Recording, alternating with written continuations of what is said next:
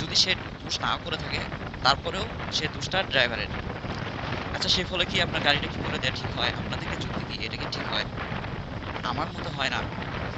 আচ্ছা যে মানুষটা মারা গেছে তার পরিবারকে যদি 10 লাখ টাকা দেওয়া হতো, যদি গাড়িটা না পুড়ে দেওয়া, 10 লাখ না ধরেন 5 লাখ টাকা কিছু সহযোগিতা করা হতো, তাহলে কি পরিবারটা কিছুটা কি সাশ্রয় হতো, যে কিছু একটা ব্যবসা বাণিজ্য করতো বা কিছুদিন ভালো চলতে পারতো টাকা দিয়ে।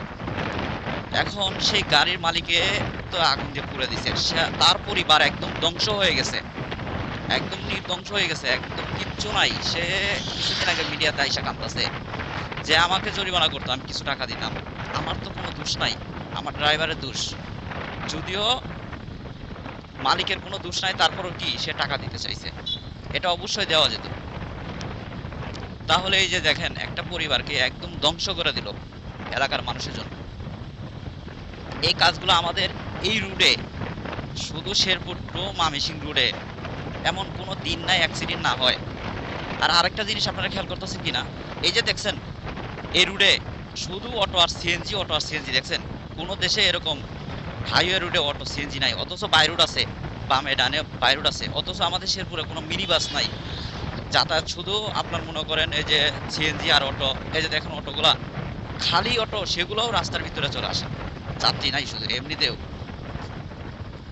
যার কারণে এই মিনি বাস না থাকার কারণে যে আপনার যাত্রীগুলা সেগুলো অটোতে চলাচল করতে হয়, সিএনজিতে চলাচল করতে হয়।